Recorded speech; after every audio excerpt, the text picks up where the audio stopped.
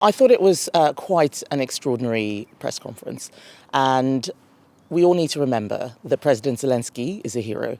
He represents the Ukrainian people's strength and their resistance to an authoritarian regime that is trying to destroy them. He needs all of the support that he can get. And I think that it is inappropriate to conduct that kind of disagreement in front of cameras. The only person who benefits from that is President Putin. Absolutely. The Prime Minister and I are united in our support for Ukraine. Ukraine is fighting a war on behalf of the whole of Europe. And what we need to do now is look at how we can help them in the immediate term and also in the longer term. The state visit is from the King. He is the head of state, and I think that that is a matter for the royal family. We need to make sure that we continue to work with both our allies, both Ukraine and the US.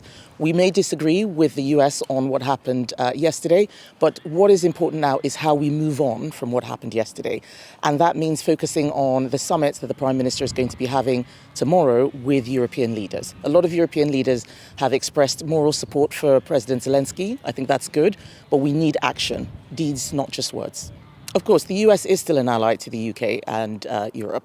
And just because we may have disagreements on an approach does not mean that we stop being allies. And we need to move away from any sort of rhetoric that splits Europe and the US, because that is only going to benefit Vladimir Putin. I think it's important to remember the situation that President Zelensky is in.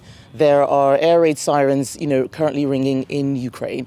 What he needs is support. And right now, what we should be doing is looking at how we can help, whether with using some of those frozen Russian assets. I think it's time to start looking at how we can use that money to support Ukraine. Perhaps we should be looking at a minerals deal on the European side. Let's improve the procurement. At tomorrow's summit, what I expect the Prime Minister to do is speak to Germany about doing what we did with Storm Shadow missiles with Taurus, for example. Let's do concrete things right now that are going to help Ukraine, rather than criticizing them for whether or not they said thank you or not. These are very serious questions that the Prime Minister is going to need to think about, and we're prepared to support him at a cross-party level to do what is right in the national interest. We should not be doing anything that is against UK national interest. Our national interest right now is being a bridge between the US and Europe, creating a strong NATO that can help defend against Russia.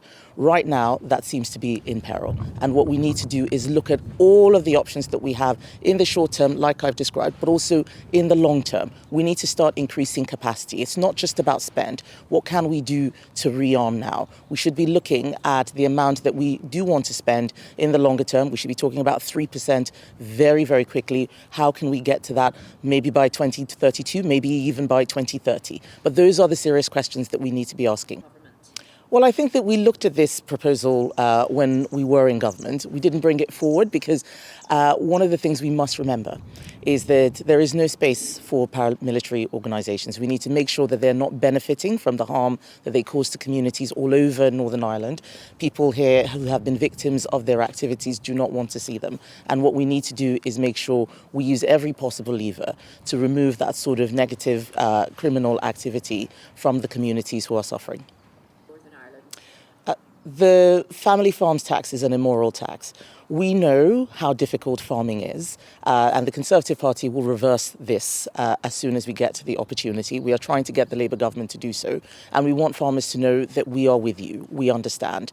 Farming is something that requires a lot of assets but doesn't generate huge returns. And taxing those assets to force farmers to often give up their land and their children or even their grandchildren to not be able to continue in this way of life, I believe is immoral. And we're doing everything we can to fight the family farms tax.